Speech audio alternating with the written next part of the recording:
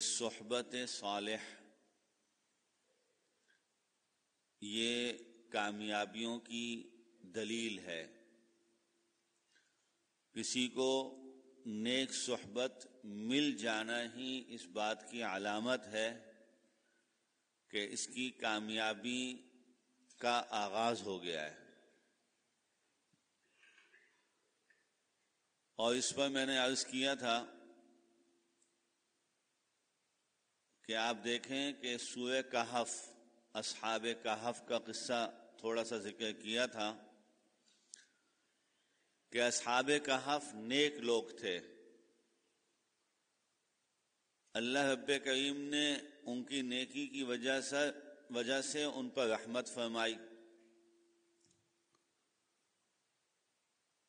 309 سال ان کو سلا کے رکھا اللہ نے، 309 سال، 3 صدیاں گزار دی ان کے اوپر۔ حالات موافق ہوں گے تو تم کو اٹھا دیں گے، تم سو جاؤ۔ کیسا عجیب سلسلہ ہے۔ اتنا بڑا انعام اللہ نے ان لوگوں پہ فرمایا، کیوں؟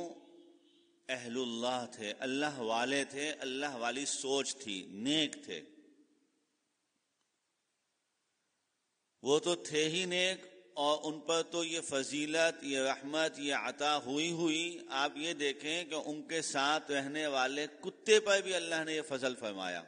جنت میں بھی یہ کتا جائے گا، یہ کتا جنت میں بھی جائے گا۔ اللہ نے ایسا فضل و کرم ان کی صحبت کی وجہ سے۔ نیک اور صالح صحبت یہ علامت اور دلیل ہے اس بات کی کہ آدمی کی ترقی کا آغاز ہو گیا۔ جناب نبی کریم صلی اللہ تعالی علیہ وسلم شیخین کے ساتھ، شیخین صحابہ میں کہتے ہیں حضرت ابو بکر اور حضرت عمر فاروق رضی اللہ تعالیٰ عنہ کو، ان دونوں کو شیخین کہا جاتا ہے۔ آج بھی روضہ اقدس کے پاس لکھا ہوا ہے شیخین۔ تو دونوں شیخین رسول اللہ کے ساتھ ہیں اور پیغمبر ایک پہاڑ پہ کھڑے ہیں، پہاڑ ہل رہا ہے۔ حضرت عمر فاروق رضی اللہ تعالیٰ عنہ فرماتے ہیں اس پہاڑ کو دیکھ کر کہ تجھے حیا نہیں آتی؟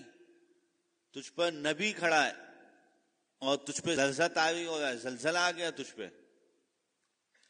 رسول اللہ صلی اللہ علیہ وسلم فرما رہے ہیں عمر، یہ اس لیے نہیں ہل رہا کہ اس پہ زلزلہ آیا ہے، یہ اس خوشی میں جھوم رہا ہے کہ اس پر بیک وقت نبی اور اس کے 2 صحابی کھڑے ہیں، اس خوشی میں جھوم رہا ہے۔ صحبت